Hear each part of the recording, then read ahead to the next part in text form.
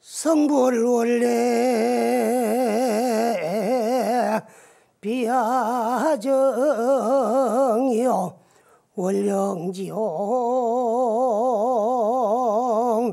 영무명이라 매요육지 감신고 하나님 수제악성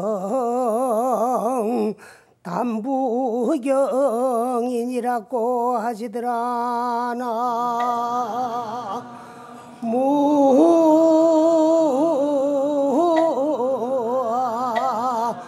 나무아이니 다불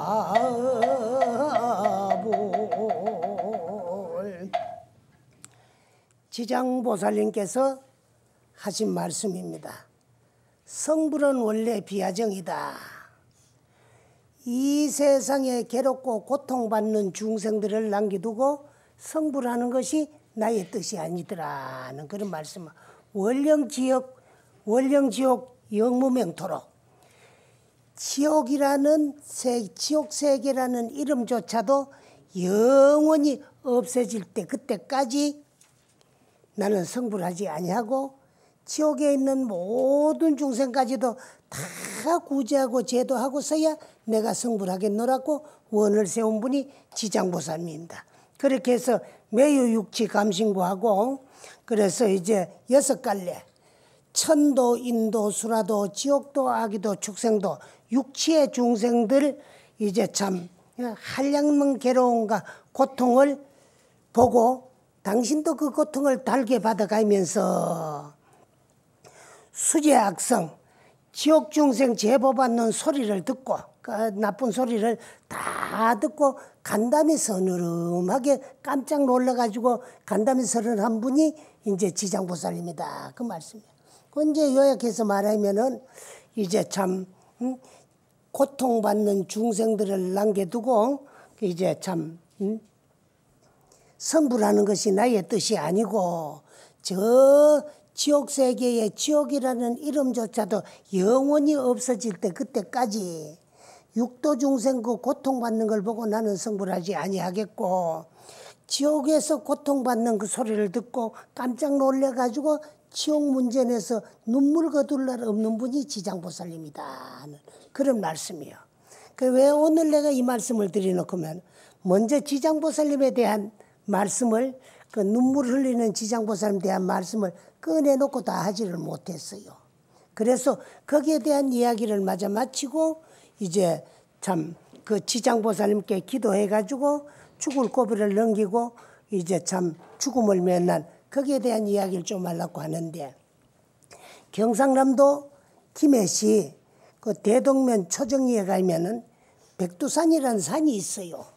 그 백두산은 원래는 아래도 조금 얘기했지만은 신어산 줄기인데 신어산이라는 말은 언제 지어진 이름인가 하면은 우리나라에 공식적으로 불교가 전해지기를 고구려 소수림왕 2년 서기 372년에 순도 스님께서 이제 참 불상과 불경을 모시고 평양을 성을 넘어가지고 고구려로 들어옴으로부터 고구려 소수림왕은 반갑게 맞이해가지고 평양성 내에다가 이불란사를 지음으로써 최초의 불교가 전해진 거로 되어 있어요.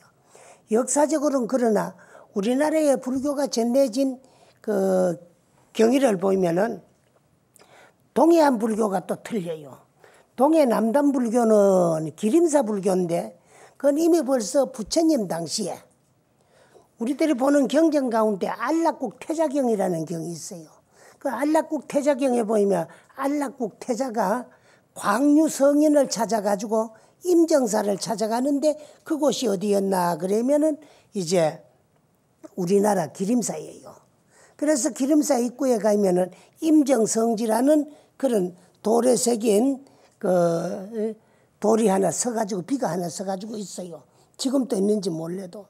그러고 그 다음에 동해북당 금강산 불교는 유점사 불교인데 유점사 능인보전에 모셔있던 그 53불의 전래 가정이 또 전해 내려오고 있고 그리고 남해안 불교는 공식적으로 불교가 전해지기 이전 한 300여 년 전에 이미 불교가 또 전해졌어요. 그래서 김해는 옛날 가락국의 수도였어요.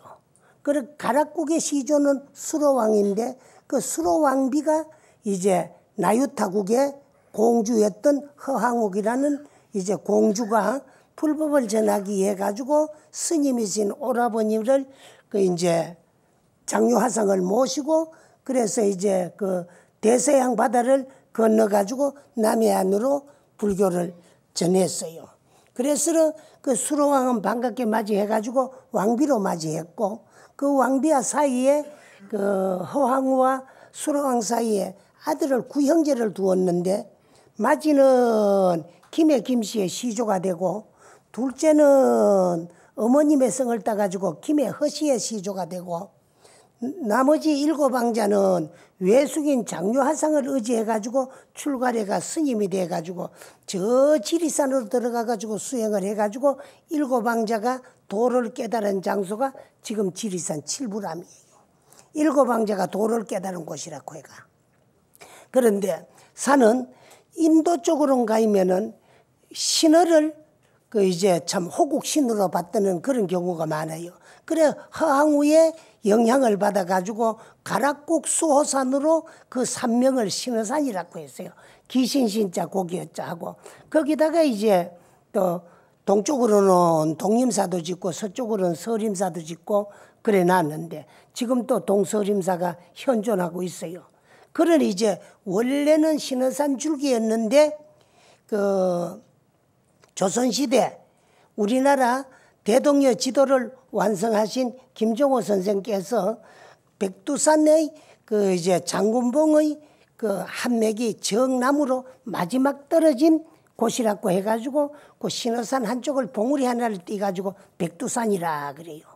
그래 지금도 그 산 이름을 백두산이라고 전해내려오고 그 백두산 밑에는 가락국 시대에 그 이제 참 찾아가면은 복을 받는다고 해가 등복사라는 사지가 있어요. 그런데 거기는 지금 이제 등복고리라 그 꼴짝을 등복고리라 그러고 등복사지를 금부람이라는 이름으로 복원중창이 돼가지고 지금은 원명사로 전해내려오고 있어요. 그런데 그 원명사에 가면은 지장보살 석상이 한 분이 모셔져가 있는데 그 지장보살 누가 모셨느냐 하면은 제주에 가면 지금은 이제 벌써 돌아가셨습니다마는 유명한 보살님이 한 분 계시는데 세속성은 임시고 세속 이름은 덕희야. 그래 임덕희 보살이라 그러는데 법명은 만덕형이라 그래요. 근데 그분이 제주에다가 절을 한 7개를 지었어요. 지었는데 그 보살님을 우연히 내가 또 알아가지고 그 보살님께서 제주도에다가 절을 하나 지어줄게 제주와가 살아라 그래요. 근데 그때는 또 제주도는 가고 싶은 별 생각이 없어요. 왜 그랬나 그러면 내가 나머지 5대 독자로 출가를 했어요. 근데 그 당시에는 우리 고향에 내 어머님도 연세가 90이 가까워왔고 백모도 또 이제 참 90노인이고 내 숙모도 또 90노인이야. 그럼 5대 독자인데 삼촌이 어디 있고 백모가 어딨나 그러면 우리 조부님이 3대 독신이고 4대째 와가지고는 우리 선곡께서 삼형제 분인데 우리 백부님 또 딸마 한 보따리 낳아놓고 아들이 없고 우리 숙부는 또 일찍이 일본에서 돌아가셨는데 딸 형제를 낳아놓고 돌아가셨어요. 그러니까 중간집에 나 하나니까 이제 삼가독자요 5대에 하나 남은 사람이 내가 어쩌다가 불련이 있어서 출가래가 스님이 됐는데 고향과 부모를 버리고 출가를 했더라도 90이 다 된 노인들이 아너름마 3분이 고향에서 살고 있는데 그래도 참 부모를 버리고 내가 출가를 했으니까 마지막 가는 길에 뭐 장례 모셔줄 사람도 없습니까? 장례라도 모셔야 되는데 제주에 가 살다가 또 돌아갔다는 부음 받고 나가지고 고마 이제 태풍이라도 불어가 모이면은 그것도 또 부러울 것 같아서 안 가고 싶더라고. 그때는 젊은 생각. 그래 못 간다 그러게 스님 뭐 내가 하나 꼭 해드렸으면 좋겠는데 뭘 해주었으면 좋겠느냐 그러죠. 그래 그 당시에 내가 원명사 주지로 있었어요. 그래서 원명사는 원래 이제 참 등복사가 복원중창이 될 적에 건칠 지장보살님을 그 이제 금도금을 해가지고 모시고 와가지고 지은제례라고 금부람이었고 지금까지도 지장도량으로 내려오고 있으니까 지장보살님 존상을 한번 모시줬으면 좋겠다 그래요. 그래 이렇게 하겠다는 또 보살님이 허락이 내렸어요. 그래가지고 그 육지절에 처음으로 지장보살님을 한번 모시겠다 그러니까 그 아드님이 공학 박사인데 지금까지 절을 어머님이 6개, 7개 지은 것은 아들, 딸 다 절대라고 어머님께서 이제 참 자식들을 위한 불사였지만은 나도 이제 나이가 들고 정년퇴직도 하고 박사로 그래서 어머님을 위해서 어머님 명복을 비는 일을 하고 싶은데 그 지장보살님 불사는 내가 하겠다. 그래가지고 그 보살님 아드님께서 퇴직금 받았는 걸 가지고 모셨어요. 그래서 아들이 어머님을 위해서 모신 지장보살님이라고 해가지고 그 지장보살님을 자모지장이라고 내가 그래 이름을 붙였어요. 근데 그 지장보살님 모셔놓고 나면 나라에 무슨 일이 있을 때마다 지장보살님이 울어요. 울어가 눈물을 흘리는데 조금 흘리면은 작은 일이 있고 좀 많이 흘리면은 조금 더 큰 일이 있고 아주 국가에 큰 일이 있기나 그럴 때는 한 3일씩 울어요. 한 3일씩 우는데 동해안에 산불 날 때도 한 3일 울었고 그 외에 국가에 무슨 일이 있을 때마다 우는데 또 이제 참 어쨌든 또 한나라의 대통령을 지나신 노무현 대통령이 그 이제 돌아가신 무렵에도 한 3일을 울었어요. 그 전날까지. 그 나라에 또 무슨 일이 있을란고 싶어가지고 그래 이제 걱정을 했는데 내가 그때는 경기도 강주 대법사에 있다가 그 노무현 그 대통령이 돌아가셨다는 그 이제 그 뉴스를 접했어요. 그랬는데 그 지장보살님이 나라에 무슨 일이 있을 때마다 우는데 그 이야기를 내가 하려고 오늘 이 이야기를 꺼낸 것이 아니고 내가 거기 한 8년 동안에 주지를 하고 있었어요. 있는 동안에 어떤 여인이 어머님이 꼭 당신 돌아가시거들랑 그 절에다가 49절을 지내달라 그런다. 그러면서 이제 그때는 한 60대지요. 지금은 이제 아직도 살아 계시는데 나이가 한 70, 두서너 살 됐어요. 이거 72인가 봐요. 신사생이니까. 그럼 보살님이 왔어요. 그때 나는 그 와가지고 이제 당신 살아온 인생을 오늘날까지 누구에게도 내가 털어놓지 않은 이야기를 스님에게 털어놓는데 내가 살아온 인생을 한번 둘러보면 참 개 같은 인생을 살았다. 그 말을 해요. 그 당신이 이제 어린 나이에 그 이제 뭐 5.16 고 물어볼 거라요. 뭐 나고 이제 4.19 난 그 후에 나이가 한 17, 18살 먹으실 때인데 서울이 아무래도 이제 참 부산보다 나을 것 같아가지고 서울 가서 돈 벌이 가지고 동생들 공부 시키려고 야간 열차를 타고 그 17, 18살 먹었는 가연한 처녀가 그 서울역에 새벽에 내렸대요. 연고도 없이 아가. 그랬는데 어떤 사람이 접근을 하더래요. 접근을 해가지고 그래 어디 가려고 새벽에 이래 서울에 그 야간 열차를 타고 왔노. 그래 사실은 나는 아는 데도 없이 서울과 돈벌이 가지고 그 이제 참 그 동생들 공부 시키려고 그래서 내가 무작정 서울로 왔다 그랬게 날 따라오면은 돈벌이 가지고 동생들 공부시키기 그래 해줄게 따라오라 그래. 그 딸리가 따라갔대요. 간데 그래 가면서 그 사람이 인신매매단인지도 모르고 또 이제 참 돈 버리는 것만 생각하고 따라갔더니만 그 사람이 고마 그 이제 참 나쁜 곳에다가 팔아먹었대요. 그래가지고 당신이 고마 참 뜻하지 않게 그 참 몸을 파는 창녀가 됐다는 거예요. 돼가지고 그래서 어떻게 하면 이 좁히 내 인생은 이제 망치진 거다. 어떻게가 여기서 도망을 해가지고 몸을 받는 이제 참 창녀라도 외국인한테 내가 몸을 팔면 돈을 더 벌이가지고 그 참 고향으로 좀 많이 붙여줄 거 아니냐 싶어가지고 기회를 봐가지고 한 21살 먹었을 때 한 3년 거기서 몸값 팔려온 몸값에 고마 참 돈 하나도 못 버리고 살다가 도망을 가가지고 그래 저 이제 동두천 쪽으로 가가 양공주 생활을 했대요. 그래 하다가 뭐 참 사귄 남자는 뭐 또 이제 결혼하자 해놓고 가마 연락이 없고 가마 연락이 없고 가마 연락이 없더래. 그래 하는 동안에 돈이 좀 모이더래요.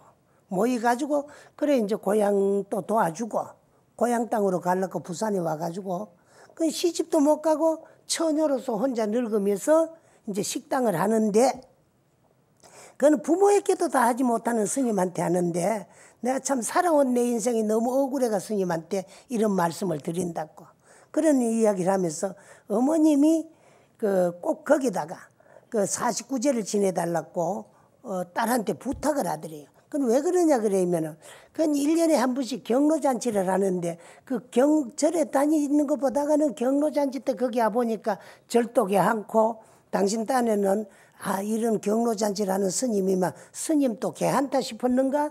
이제 그 와가 49제를 지내달라 해가지고 어떤 절인가 또 돌아가시기 전에 스님 또 한번 알아놓고 그러려고 왔는데 스님을 보니까 이제 참 내 과거를 털어놓고 가슴에 맺힌 한을 좀 풀고 싶다고 그런 이야기.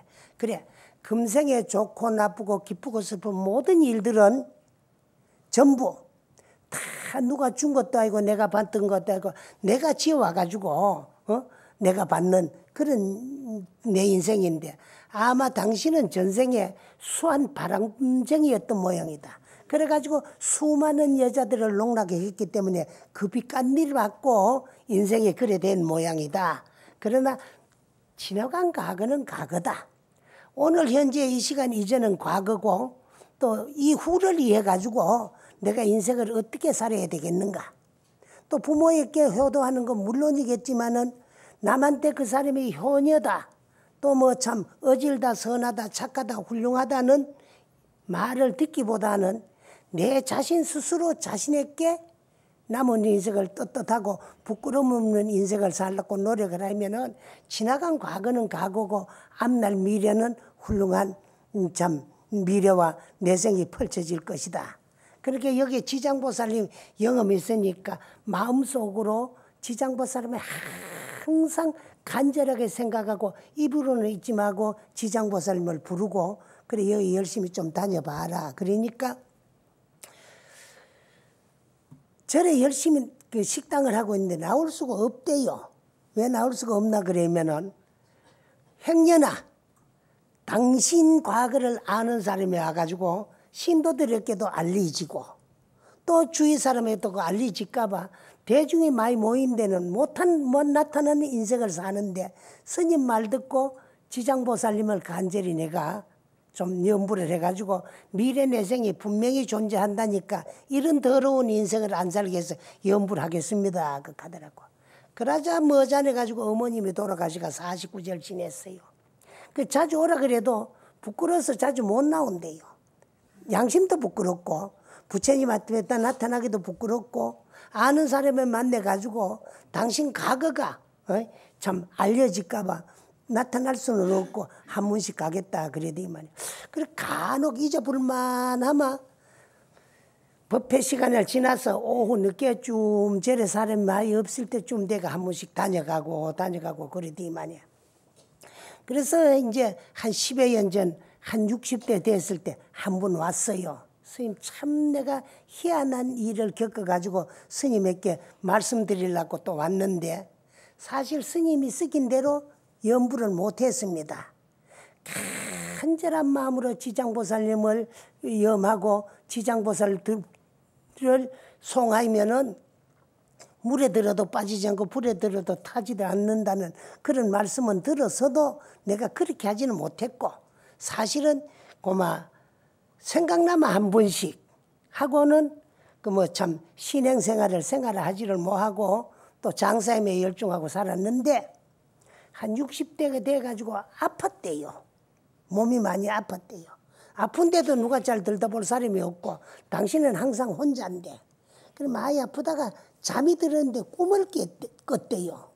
그리고 꿈을 꿨는데 꿈속에 당신은 이제 죽었다 깨어났는데 죽은 줄 모르고 잠든 것이 죽었다가 깨어나가지고 돌아온 이야기를 이제 하려고 일부러 찾아왔더라고요.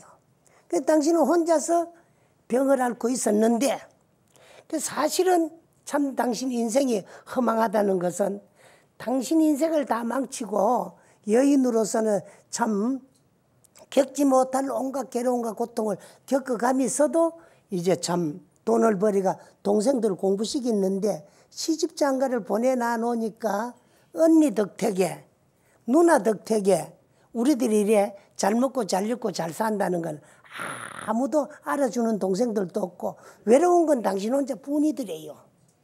그래서 혼자 있는데 아파도 혼자 아팠다는 거지. 그런데 그래 아파도 이런 병 중에는 지장보살님을 마음속으로 생각하고 염불을 하라는 그런 생각은 또 잊어버렸대요. 잊어버리고 있다가 잠이 들었는데 꿈에 시커먼 옷을 입은 그 이제 저승사자인데 웬 아주 험상궂게 생기는 남자 4사람이 와가지고 전후 좌우에 딱 버텨서고 나오라고 부리더래요. 가자 그래더래요. 그래서 몸도 약하고 또 아프고 기운도 없는 여인이고 저 장정 4사람에게 안 간다는 뭐 반항도 못 해보고 아무 말 못하고 따라 나섰대요. 그래 힘이 없어 가는데도 그 사람들은 빨리 걷는데 같이 가지더래요. 가지고 발이 공중에 떠가 있는 것이 이래 가지더래. 그래 어디까지 가디만해 이거 뭐 연부까지 데리고 갈 것도 없고 어디 갔다 지집으로 집어 이거고 가자 이 가더래요. 그 간 곳이 당신은 부산에 있는데 김에 당신 여동생들 집으로 가더라는 거야. 여동생들 집에. 가니까 여동생들 집에는 아무도 인기척이 없는데 가다가 보니까 중간에 이제 갑자기 가니까 또 웬 사람들이 사람을 3사람을 각자 4사람씩 데리고 왔대요. 그 한 사람에서 4사람씩 딸더라는 거지. 시커먼 옷을 입은 사람이. 그러니까 자기까지 4사람인데 일이 더 가져 크더래요. 내가 저는 낯선 사람들 이제 여자 2살이고 남자 1살 3사람하고 저런 엉석을 굳은 사람들을 그럼 당신하고 치면은 4, 16, 16사람을 데리고 가가지고 정심을 어찌 햄이 있고 또 데리고 왔다고 동생이 또 성을 내고 짜증내면 왜 왔고 싶은 생각이 들더래요. 드는데 들어라 그러더래요. 그리고 또 안 들어가겠다고 또 이제 참 반항도 뭐하고 당신네는 들어오지 말라 소리도 뭐하고 같이 들어갔대요. 들어가니까 데리고 온 사람들이 하나씩 방으로는 안 들어가고 집 옆에 계집이 있는데 계집으로 들어가가지고 하나씩 밀어 엿더래요. 마지막에 이제 당신 차례더래요. 그래 나는 아무리 개 같은 인생을 살아도 이 계집에는 안 들어갈랍니다. 그래 계집은 조그맣단데 그 큰 사람을 밀어 여으니까 없어지고 그 안에 개 한 마리만 또 누워 있는데 그래 당신 그래 생각이 꿈에도 생각을 그렇다는 거야.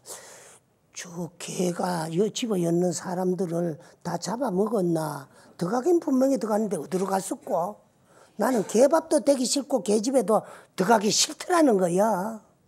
그래서 도저히 나는 개집에 못 들어가겠습니다.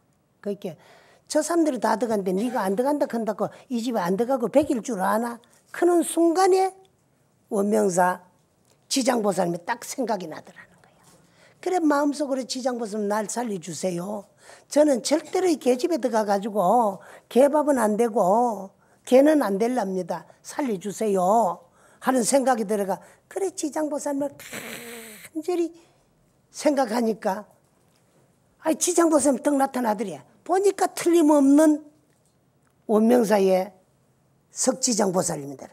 그래서 육한작을 짓고 어디에만 이놈들 어서 안 가놓고 막 후리치니까 네 분이 어디로 가고 없어지더래. 그래 깜짝 깨니까 꿈이더라.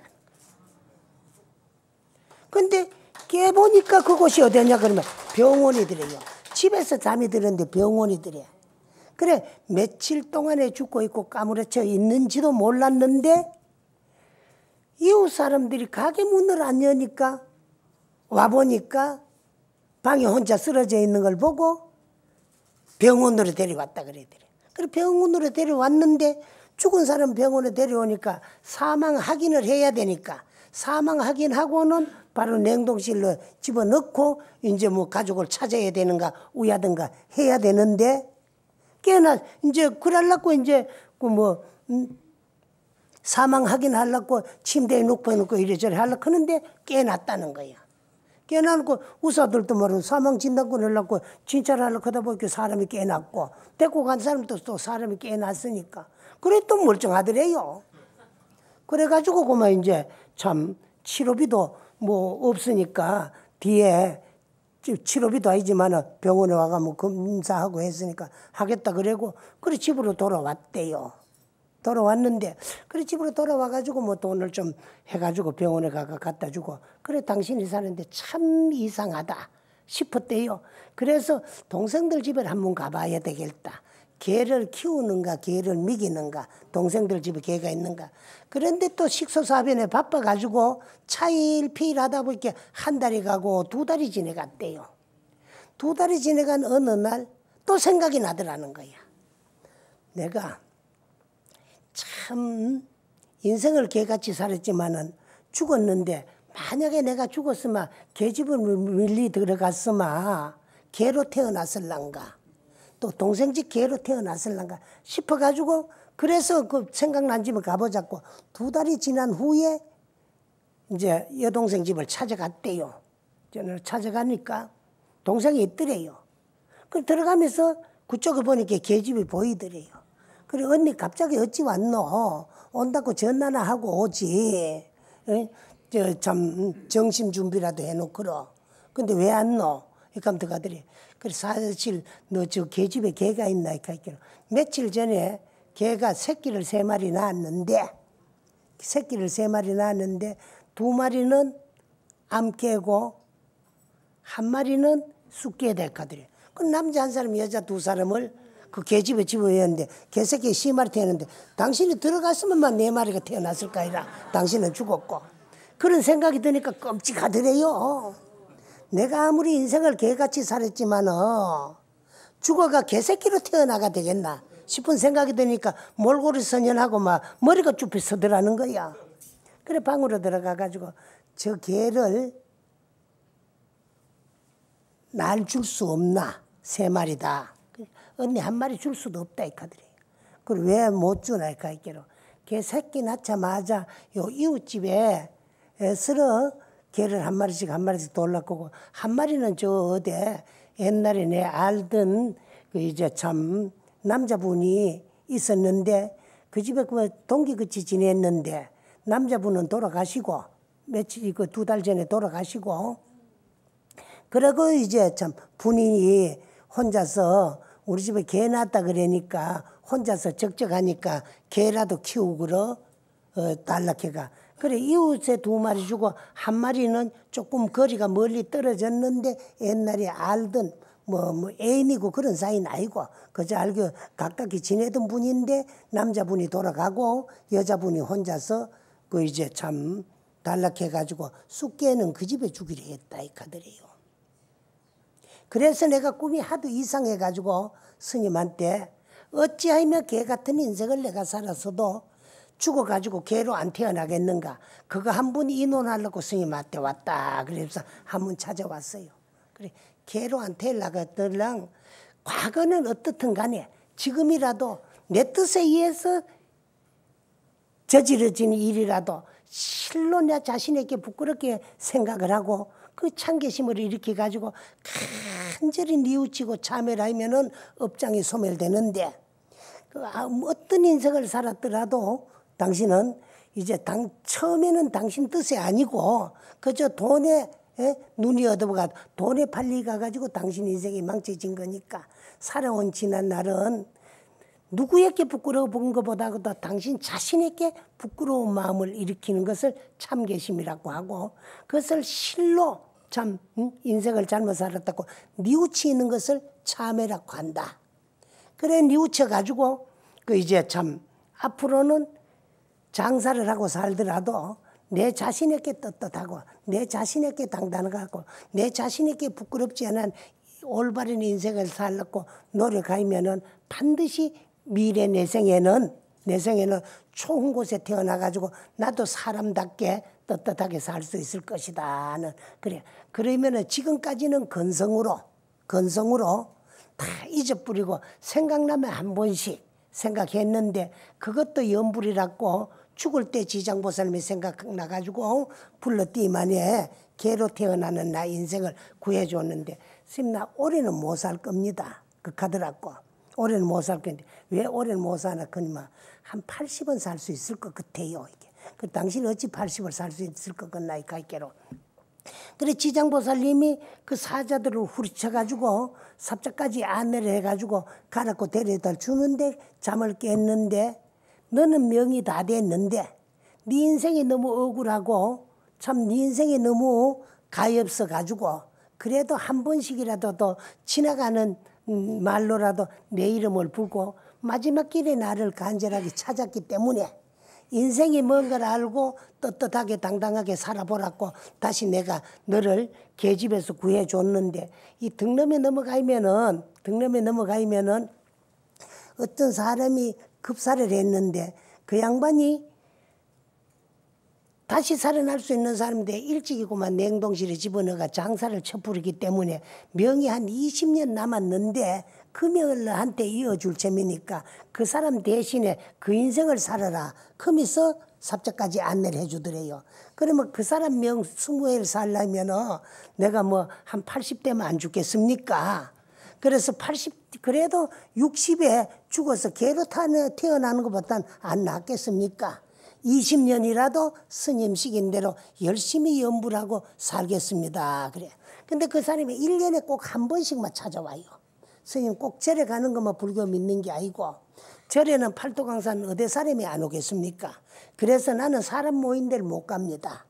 못 가니까 한 번씩 내가 스님 찾아뵙고 시킨 대로 열심히 공부하고 살겠습니다. 그런데 이렇게 마음을 먹고 염불하고부터는 당신 또 가사가 피해진대요. 그런데 죽은 그 양반은 전생에 복을 좀 짓고 어찌게 명이 뭐 남았는데다가 잘못해가 단명을 했는가. 그래서 죽었다 깨나고부터는요. 안 되던 장사가 잘 돼가지고 지금은 엄청 이제 한 10년 버려가지고 그 뭐 참 젊어서는 돈을 버리가 친정 동생들 공부시키고 도와준다고 또 이제 참 모인 게 없었고 그 다음에 이제 겨우 뭐 나무 집 얻어가지고 식당으로 연명할 정도가 됐는데 장사를 해도 평생에 자기 뭐 참 먹고 가게 세주마 될 정도로 또 이제 사람 하나 두면 하나 월급 줄 만큼만 그렇지 모이는 게 없더라는 거야. 그래서 죽었다 살아나고 그게 참 염불한 공덕인지 그때부터 장사가 잘 돼가지고 한 10여 년 넘게 장사를 했는데 지금은 당신 아파트도 하나 사고 부산에다가 아파트도 하나 사고 가게도 자기 가게니까 세 안 주고 그 부산역 앞에서 장사를 하는데 내가 한 번씩 이제 당신이 오는 게 아니라 내가 들리보거든. 그래서 사람 만나는 거 부끄럽다 해가지고 우리 절에 스님들도 내 사실은 안 데리고 가거든요. 그 집 갈 때는. 그래서 부산 김해 원명사를 내가 한 번씩 내려가면 내 볼일 보고 올게. 어디 좀 다녀와야 되겠다. 이런 말만 하고 나가지. 그 참 스님들 데리고 오는 것도 싫고 스님 꼭 절에 가는 것만 그 참 불교를 믿는 게 아니고 스님 시킨 대로 내 생활이 고마 이제 참 장사하는 거 이외에는 쉬지 않고 염불을 하면 안 되겠습니까? 싶은 생각이 죽었다 깨어나고 염불이 그리 잘 되더래요. 잘 돼가지고 지금은 뭐 안 지나서나 가나 오나 항상 입에서 장사를 해도 안 떨어진다는 그런 말씀을 하면서 선생님 나도 누구를 도와줘야 되는데 젊어서는 친정 도와주고 또 이제 참 뭐 형제간 도와주니라고 내가 돈을 못 버리지만은 지금 먹고 있고 쓸만하고 살만한데 좀 더 버리면은 꼭 내 인생을 구해준 참 부처님의 지장보살 은혜에 보답하기 위해서 지장도량 절을 하나 지어놓고 가는 게 원입니다. 그런데 그것이 될란가 안 될란가 꼭 될 수 있도록 스님 또 축원 많이 해 주십시오. 그 스님 만나기 이전에는 스님 말씀대로 전생 빚결했다고 생각하고 그래 또 그래 전생에 내가 졌던 빚을 갚았다고 생각하니까 친정 남동생들 여동생들에게도 하나도 부끄러운 생각이 없대요. 없대. 그런데 그래서 그 당신이 한 번씩 가나 나 없어도 저녁에 한 번씩 그 원명사 지장보살님한테 참배하러 가나 이렇게 그래 한 번씩 간대요. 가가지고 그래서 이제 참 불전을 여놓고 아무도 안 만나고 그래 돌아가는 이런 인생도 있습니다. 그래서 우리는 금생에 내 주위에서 일어나고 있는 좋은 일, 나쁜 일, 기쁜 일, 슬픈 일은 사실은 누가 줘가지고 받는 것도 아니고 내가 다 지어가지고 내가 받는 내 인생이거든요. 내 인생이기 때문에 이런 이치만 알면은 그래서 나는 항상 하는 얘기가 이 세상에 최상의 행복은 만족에 있다. 만족. 만족이 없는 행복은 절대로 존재하지 아니합니다. 그리고 여러분들도 항상 현실 환경과 현재에 만족하면은 만족한 그 인생이 최고로 행복한 인생이에요. 만족이 없다면은 전부 불만이에요. 불만이 행복이 될 수는 없잖아요. 그 만족을 하려고 하니까 뭐 내 인생 좌우를 다 둘러봐도 만족할 거리가 하나도 없다 거기야. 하나도 없거들랑 살아있는 것만이라도 만족하면서 감사해라. 감사하면 만족한데 감사가 없는 만족은 절대로 존재하지 아니한다는 거예요. 감사해야 만족합니다. 그래서 주위에게 애를 먹이기나 말기나 자식이 있는 것도 있어주는 것도 감사하다. 안 외로우니까. 자식이 없으면요. 전오인 또 뭐 전월근이 그렇게요. 그런데 자식이 있으면 자식 친구들이 전부 다 어머니라고 불러요. 그러지요 요즘. 또 그러거든. 그러니까 자식이 있으니까 남 또 내한테 어머니는 크지. 만약에 애 먹인 자식이라도 없다면 누가 내한테 어머니 크겠느냐. 전오인 전월근이 크겠는데. 그래 있는 거 매도 감사해라. 있으니까 애 먹일 거 아니냐. 없으면 애 먹이지도 안 한다. 응? 또 애 먹고 애 먹이는 것이 그게 인생살이야. 어? 인생에는 굴곡이 있습니다. 평탄하게 살 수 없는 게 인생 여로예요. 인생길은 하루길과 같다는 거야. 여러분이 오늘 하루 이제 아침 고향을 잡수시고 여 무상사까지 오는데도 집을 나가 차를 타고 여기까지 오는데도 똑바로 모았습니다. 돌아오는 커브길도 있으실 거고 바로 가는 직선도 있으실 거고 올라가는 힘드는 오르막도 있으실 거고 내려오는 내리막도 있었을 거 아니에요. 그와 같이 인생길도 어렵고 힘들 땐 내 인생의 오르막을 만났구나. 올라가면 반드시 내리막이 있겠지. 이래 생각하면 고마. 응? 덜 힘들어요. 덜 힘들거든. 내가 내 인생을 왜 이러노. 이래 생각하면 더 힘들어요. 더 힘들거든.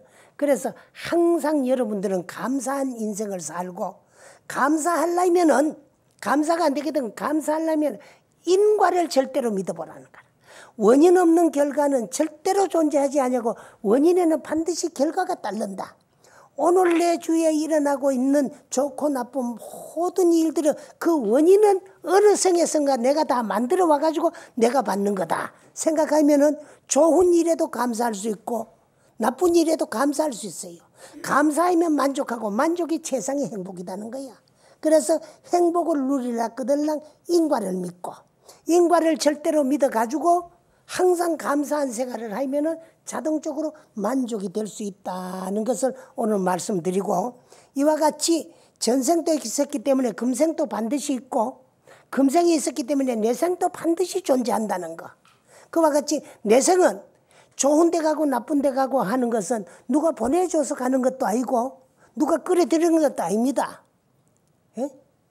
무방천당의 소왕지자는 막지 않는 하늘나라의 천당에 가는 것이 적은 것은 삼독 번뇌로 위 자가지했다. 탐진치 삼독과 번뇌망상으로 내 마음의 살림으로 생각하고 내 마음의 재산으로 생각하고 그 앞제비가 되어가 생활하다가 보니까 천당 가는 사람이 적고 무효악도에 끌어들이지 아니하는 나쁜 갈래에 가는 자가 많은 것도 사사오욕으로 이망신보다 그래요. 이 몸뚱아리 사사는 치수화풍 4대 물질 요소로 이루어진 이 몸뚱아리와 오욕 재색식 수명 오욕으로 스스로 인생이고 재산인 자 삼았기 때문에 끌어들이지 아니해도 악도에 가는 자가 많고 막질 아니해도 좋은 관리에 태어난 자가 적다. 그래서 좋은 데 태어나고 나쁜 데 태어나는 것은 오늘 내가 마음 씀씀이와 행함에 따라서 미래가 결정된다는 거예요. 그리고 개 같은 인생을 살아놓기로 개로 태어날 뻔했는데 그런 오미 가면서도 흘러가는 소리로 지장보살모 불렀는데도 거기가 딱 생각이 나더라는 거야. 개집 문 앞에서 생각이 나가 개집에 안 들어가고 발버둥 치다가 아차 싶어가지고 지장보살님을 간절하게 불렀는데 그러면 지옥고를 면하고 그 축생에 떨어지는 걸 면하고 명수무회를 받아왔다는 거야. 얼마나 고마운 일이야. 이렇게 해가지고 오늘 이야기를 마치도록 하겠습니다. 예, 감사합니다.